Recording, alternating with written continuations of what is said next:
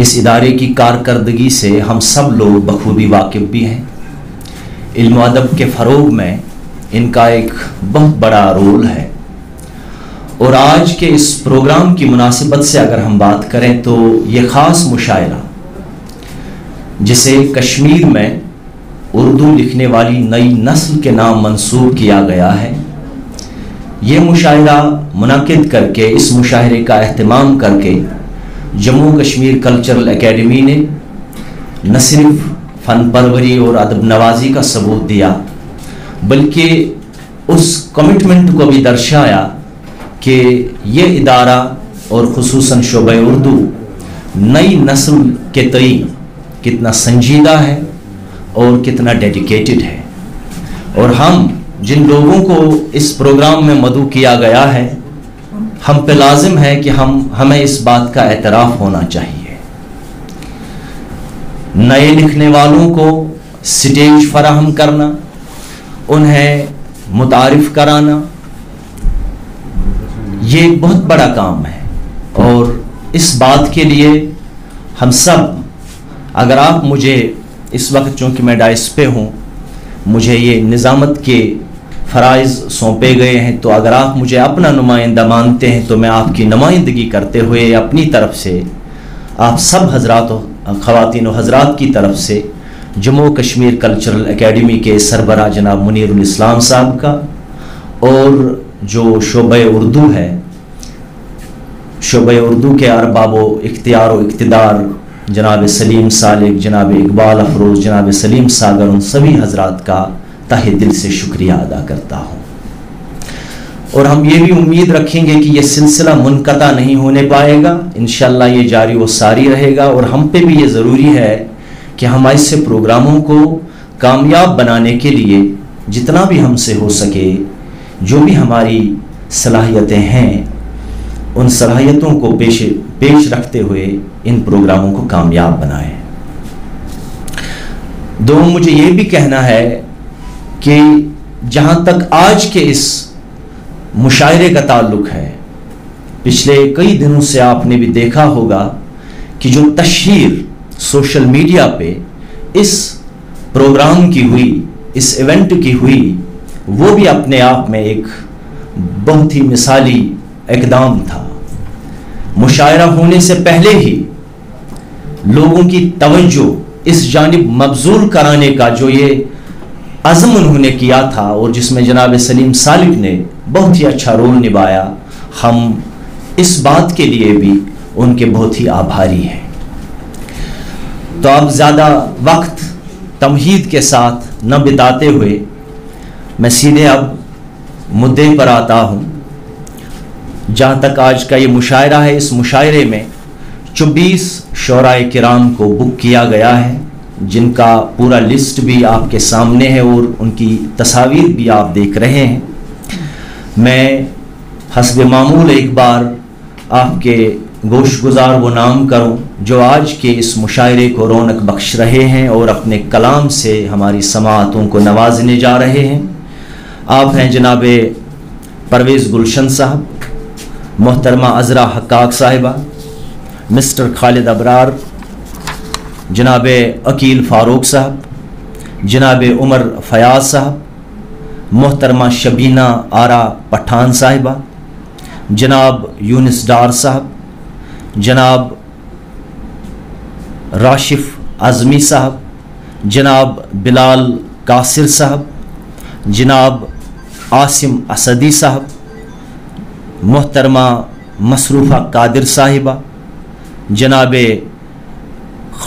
ख्वाहिश कश्मीरी साहब, जनाब तस्नीमुर रहमान हामी साहब, जनाब अतहर बशीर साहब, और मेरे इस खाकसार का भी नाम है इसमें गुलजार जाफ़र।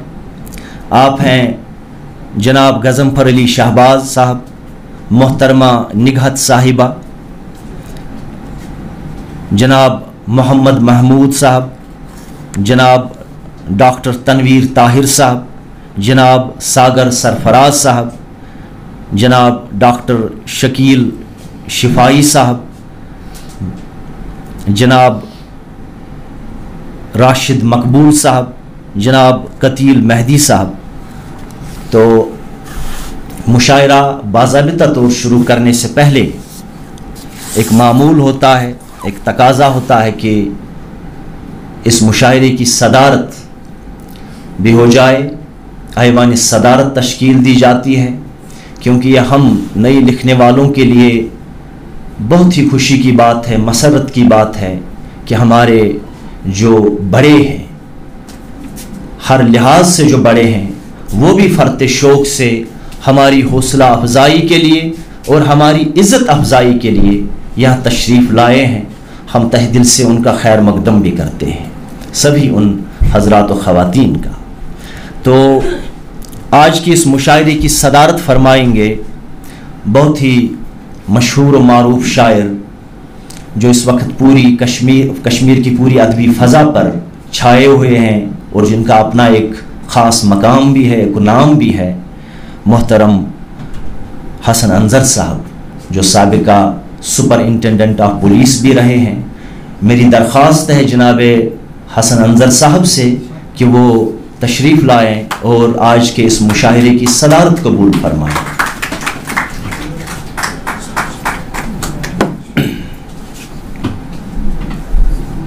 शुक्रिया जनाब। जनाब हसन अंज़र साहब के साथ ऐवान सदारत में बहसियती मेहमान ज़ीविकार आज की इस महफिल को रौनक बख्शने के लिए तशरीफ़ लाएंगे ऐवान सदारत में प्रोफेसर निगहत नज़र साहिबा, जो भी किसी फॉर्मल तारुफ की मोहताज नहीं है। हम मैडम का तहे दिल से खैर मकदम करते हैं।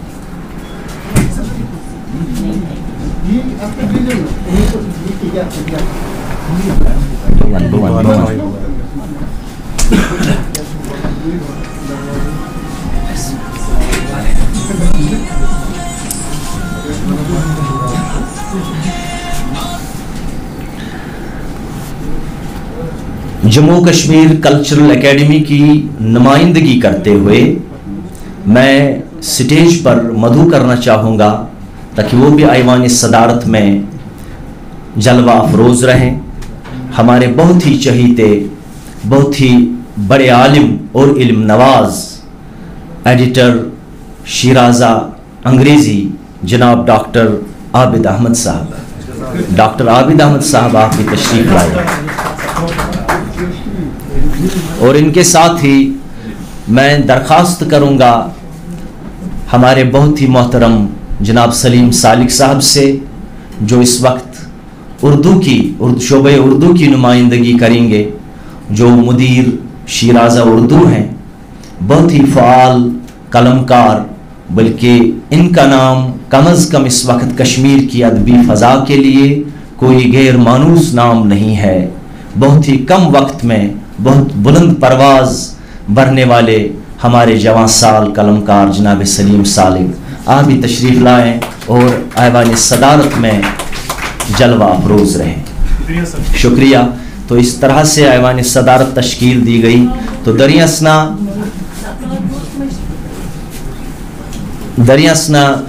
तशरीफ़ लाए हैं हमारी महफिल में जनाब मोहम्मद अमीन भट्ट साहब, जो अदबी मरकज़ कमराज के सदर हैं और एक बहुत ही अहम कल्चरल एक्टिविस्ट की हैसियत से इस वक्त काम कर रहे हैं।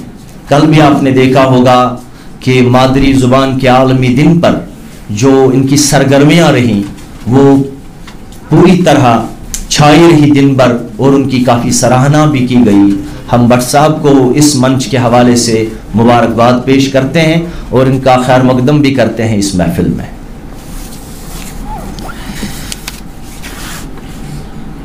मुशायरे का आगाज़ करने से पहले मैं इल्तिमास करूँगा जनाब सलीम सालिक साहब से कि वो डाइस पे तशरीफ़ लाएं और बाज़ाबिता तौर मेहमानों का इस्तकबाल करें। जनाब सलीम सालिक।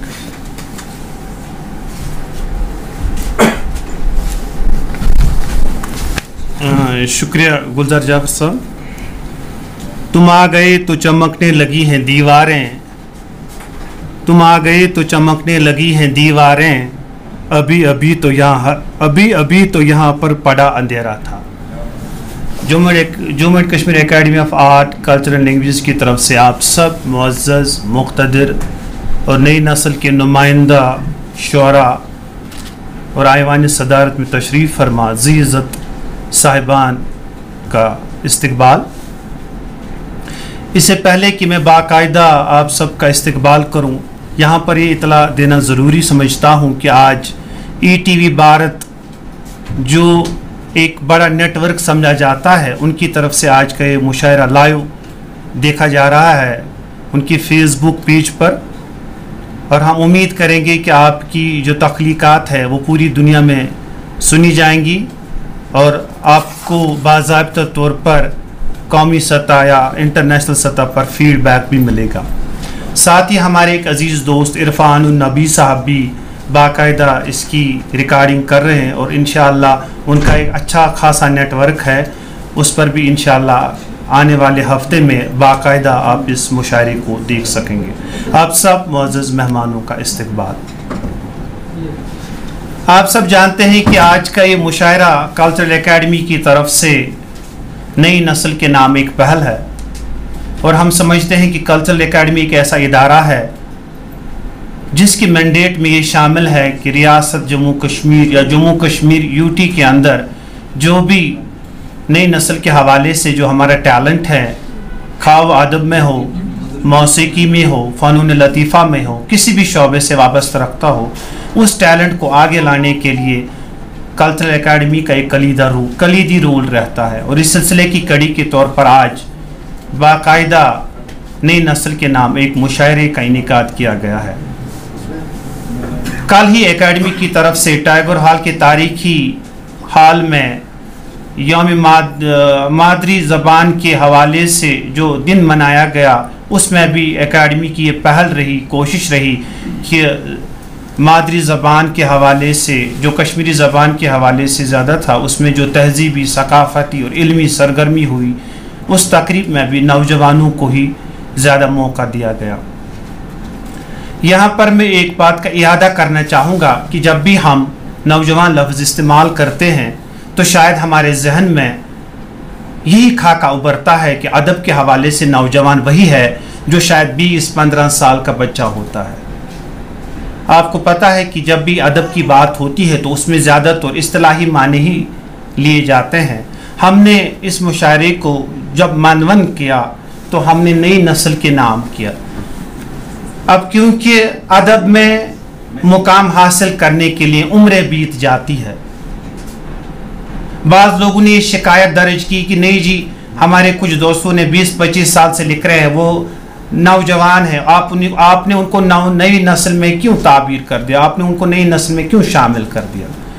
मैं उनके लिए ज़्यादा यही कहूँगा कि जब आप लिखते हैं बकौल अंतन शकाफ, जब आप लिखते हैं, लिखते लिखते आपको अंदाज़ा हो जाता है कि मुझे क्या लिखना नहीं था।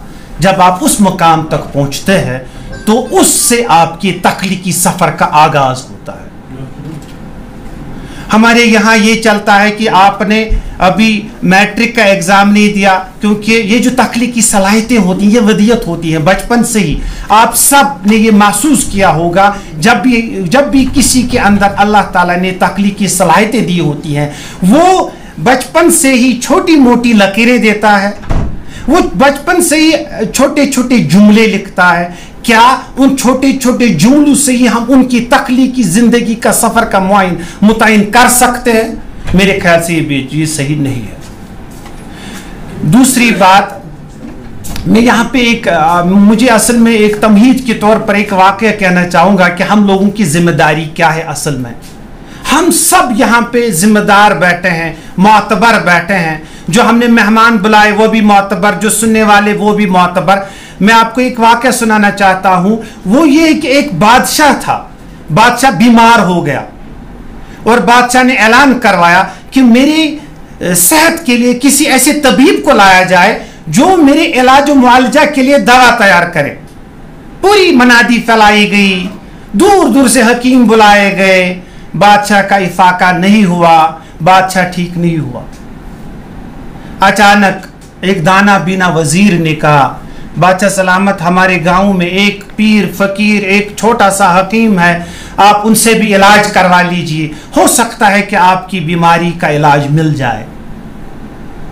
उस हकीर फकीर उस शख्स को लाया गया। जब उसने सुना कि डॉक्टर की दवा, डॉक्टर का इलाज करने के लिए शहर के बड़े बड़े हकीम नाकाम हो चुके हैं, तो उसने बादशाह से एक ही बात कही, बादशाह सलामत मैं आपका इलाज करूंगा, लेकिन उसके लिए एक शर्त है।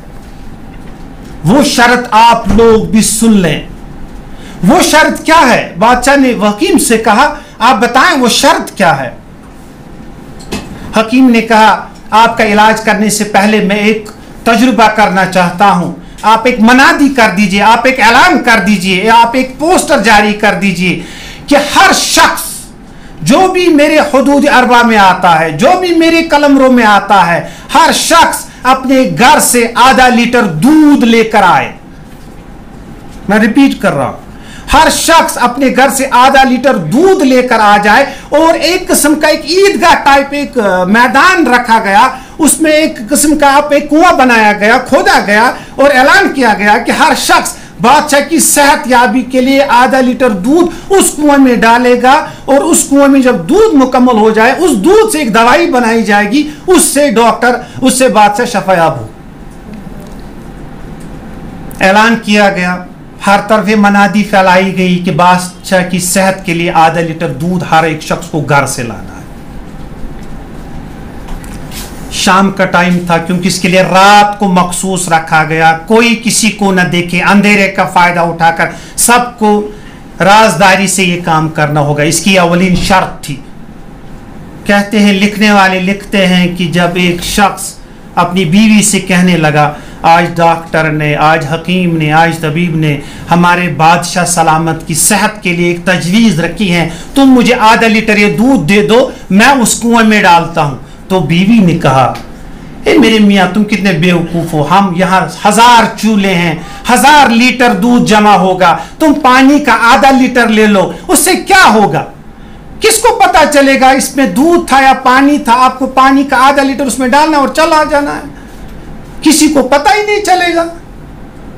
फिर वो शख्स चला गया, उसने दूध के बजाय पानी की आधी बोतल या आधा लीटर ले लिया, उस कुएं में डाल दिया। और यही सोच सब 1000 कुंभों के घरों में परवान चढ़ चुकी थी, क्योंकि सोचें एक इंसान का एक ऐसा अमल है जिसके लिए इंसान साइकी से होकर गुजरता है, क्योंकि ये एक सोसाइटी की सोच थी। सब ने आधा आधा लीटर पानी लिया, जब कुएं में डाला गया, सुबह देखा गया उसमें पानी था, दूध कहीं नहीं था। अगर आप लोग ये समझते हैं कि एकेडमी पूरा दूध का कुआं आपके लिए रखेगी, तो मैं माफी चाहता हूं, आपको भी आधा लीटर दूध कुर्बान करना पड़ेगा।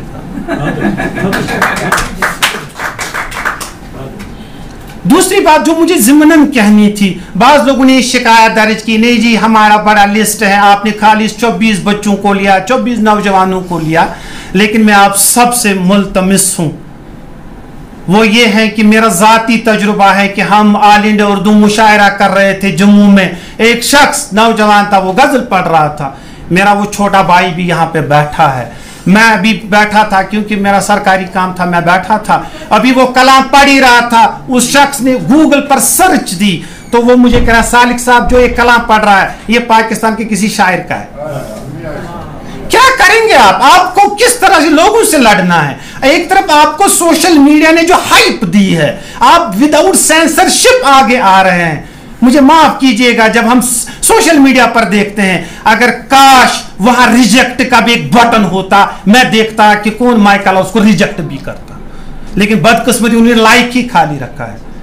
असल में ये कहने का मुद्दा मकसद यह है कि आप लोगों को हमने चुन चुन कर लाया है, चुन चुन कर इसलिए लाया कि आपकी अपनी सलाहियतें हैं, आपका अपना टैलेंट है, हमारा इसमें कुछ नहीं। आपको आना है, आपको पढ़ना है। लेकिन आप एक बात याद रखें, जब आप पढ़ते हैं बकौल प्रेमचंद, जब आप लिखते हैं फिर आप घर में रखते हैं तो आपको कोई नहीं पूछता है, लेकिन जब आप वही लिखा हुआ बाजार में ले आते हैं तो आपके हाथ कट जाते हैं, क्योंकि अब आपकी तख्लीक आपकी नहीं रहती है। मेरी आप सबसे यही गुजारिश है, आप अभी उम्र के उस पड़ाव पे हैं जहां आपको आगे जाना है, खूब से खूब तर लिखना है। अभी आप अपने आप को मीर गालिब ना समझें, अभी आप अपने फैज ना समझे खुद को, क्योंकि फैज आप ही में होगा, आप ही में मीर गालिब भी आएंगे। लेकिन आप लोगों को अपने उस चीज से उठना होगा, आपको फेसबुक की तारीफों से निकलना होगा, आपको तख्लीकी सतह पर आना होगा, क्योंकि शेर के लिए कहा जाता है शेर चीजें दीगरस्त। शायरी ऐसा काम नहीं है आपने रदीफ और काफिया जोड़े और शेर हो गया, ये ऐसा मामला नहीं है। शेर लिखते लिखते उम्रें बीत जाती हैं। अब क्योंकि मैं नहीं चाहता कि मैं ज्यादा बातें करूं, एकेडमी की तरफ से आप सबका इस्तकबाल है,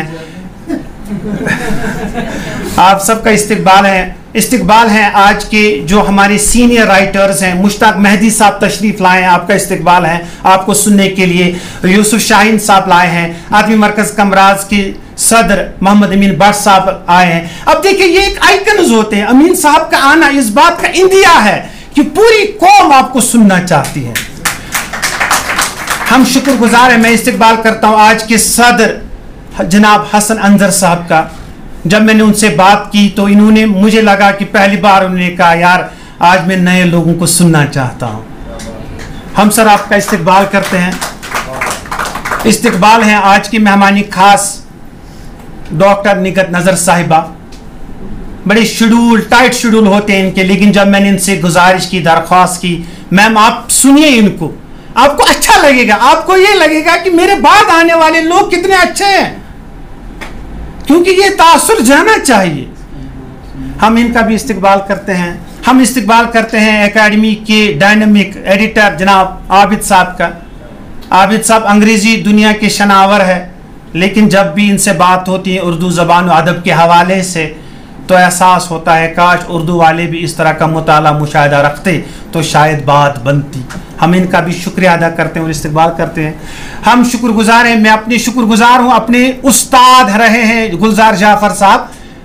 गुलजार जब मैंने जिंदगी की पहली गजल लिखी, आप हैरान हो जाएंगे, मैंने गुलजार जाफर साहब को बाय पोस्ट लिखी। मैंने गुलजार जाफर को टैगोर हॉल में देखा था, मैं उन दिनों 12th में पढ़ता था। देखिए क्या होता है, गुलजार जाफर ने उस गजल को नए सिरे से लिखा और मुझे बाय पोस्ट वापस उसका जवाब दिया। जब मैंने वो गजल देखी मैंने कहा यह अब मेरी गजल नहीं रही है, लेकिन इन्होंने मुझे एक मशवरा दिया, कहा सालिक शायरी छोड़, तुम्हारा मैदान तो नसर है यार, तू नसर लिख, देख तुम हमसे आगे चले जाओगे। मैं अपने दोस्त और मुरब्बी गुलजार जाफर साहब का स्टेज पर शुक्रिया अदा करता हूं। अगर इन्होंने मुझे उस टाइम ये कहा होता यार तू शायरी कर, शायद मैं आप लोगों से भी पीछे होता। अल्हम्दुलिल्लाह मैंने नसर का रास्ता लिया और शुक्र अल्लाह का फजल रहा इसमें। बस अब मैं इसी शेर के साथ अलविदा चाहता हूं, लेकिन प्लीज इस शेर को सुनिए क्योंकि ये शेर मेरे बहुत करीब है और मैं चाहूंगा ये शेर आपकी मतमई नजर भी बन जाए। अब हवाएं ही करेंगी रोशनी का फैसला, अब हवाएं ही करेंगी रोशनी का फैसला, जिस दिए में जान होगी वो दिया रह जाएगा। शुक्रिया मोहतरम सालिक साहब ने आज के इस प्रोग्राम की गर्ज गायत के हवाले से भी बहुत ही हसीन और बहुत ही खूबसूरत बातें कही। तो मेरे हवाले से भी मैं भी इनका बहुत ही मशकूर हूँ। तो इनके इस इस्तकबालिया जो ख़ताब था इनको इस ख़ताब को समेटते हुए मुझे एक शायर का एक शेर याद आ रहा है कि अल्फाज सो न जाएं किताबों को ओढ़ कर, अल्फाज सो न जाएं किताबों को ओढ़ कर, दानिश्वरान कौम ज़रा जागते रहो। क्योंकि इन्होंने ये कहा था ना कि भट्ट साहब की तशरीफ आवरी इस बात का इंदिया है कि पूरी कौम आपको सुनना चाहती है। तो शुक्रिया आपका। दरियासना मोहतरम गुलाम नबी कुमार साहब, ये मेरी उनसे पहली मुलाकात है, शक्ल से ही पहचान कर ये कह रहा हूँ कि आप भी तशरीफ़ लाए हैं, आपका भी इस महफिल में हम तहे दिल से खैर मकदम करते हैं। उनको तो मैं जानता नहीं हूँ, वो गाइडेंस आप मुझे साथ साथ करते रहें, मेहरबानी होगी। रफ़ीक हमराज साहब का भी शुक्रिया। तो अब हम बाज़ाबिता तौर मुशायरे का आगाज़ करते हैं, लेकिन एकेडमी के जो लोग हैं इनके कहे मुताबिक, उनके इंस्ट्रक्शंस के मुताबिक मेरी इल्तिमास रहेगी तमाम शौरा से कि वो वक्त का ख्याल रखते हुए बहुत ही मतलब मुख्तसर अपना कलाम यहाँ पे सुनाए और हमें महसूस फरमाएं। तो मेरी पहली दावत होगी हमारे जवां साल शायर, जवां फ़िक्र शायर जनाब परवेज़ गुलशन से कि वो आए और इस मुशायरे का आगाज़ करें अपने कलाम से। और दाद तहसीन का सिलसिला रुकना नहीं चाहिए, मुशायरा खूब इंशाल्लाह जमना चाहिए, वो आप हजरात और ख़वातीन के हाथ में है।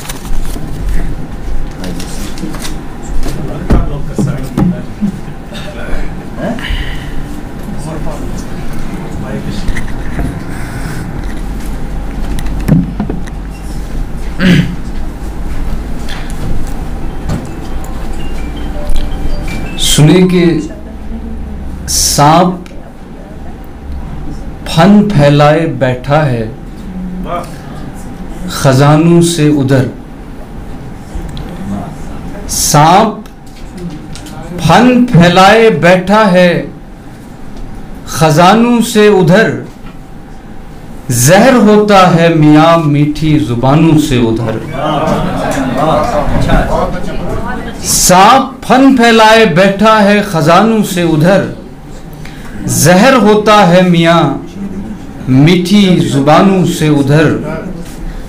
और शेर देखिए कि ये धुआं 14 जमानों का धुआं है दोस्ता। सागर भाई, ये धुआं 14 जमानों का धुआं है दोस्ता, आग जाएगी यकीनन आसमानों से उधर।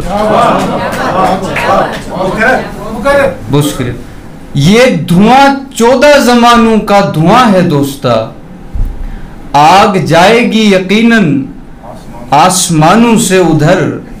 और सारबानो 2 घड़ी ठहरो खुदा के वास्ते, सारबानो 2 घड़ी ठहरो खुदा के वास्ते, एक सदा सी आ रही है कारवानों से उधर।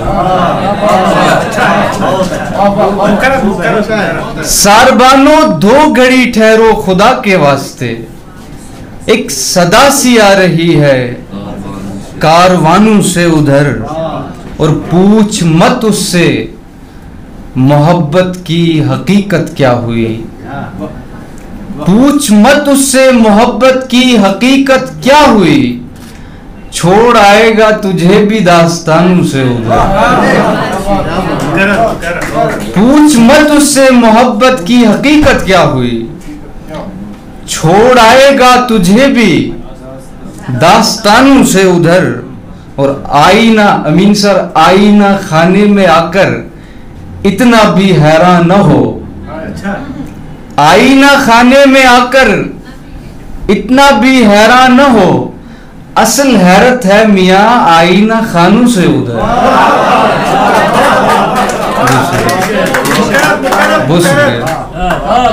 आईना खाने में आकर इतना भी हैरान न हो, असल हैरत है मियाँ आईना खानों से उधर। और ऐ खुदाया तेरे बंदों से मेरा जी भर गया, ऐ खुदाया तेरे बंदों से मेरा जी भर गया, ढूंढने निकला हूं तुझको आसमानों से उधर। ऐ खुदाया तेरे बंदों से मेरा जी भर गया, ढूंढने निकला हूं तुझको आसमानों से उधर।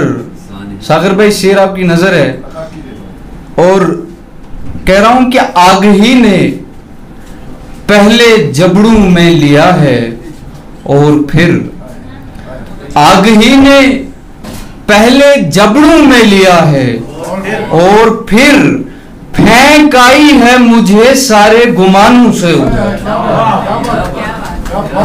आग ही ने पहले जबड़ों में लिया है और फिर फेंक आई है मुझे सारे गुमानों से उधर।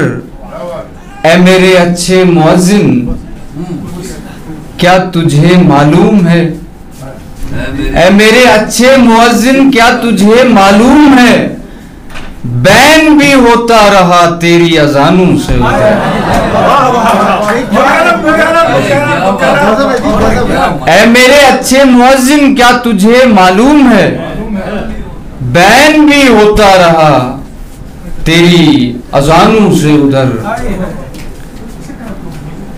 हाँ जा रहा हूं वहां से आगे और उससे आगे, हाँ जा रहा हूं वहां से आगे और उससे आगे। मलंगा लेकिन कहां से आगे और उससे आगे। शेर सुनिए सर की वजूद तू गर कहे तो मैं देखने को जाऊं, वजूद तू गर कहे तो मैं देखने को जाऊं, जहाने हूं के गुमा से आगे और उससे आगे। जहाने हूं के गुमा से आगे और उससे आगे। मैं सोचता हूं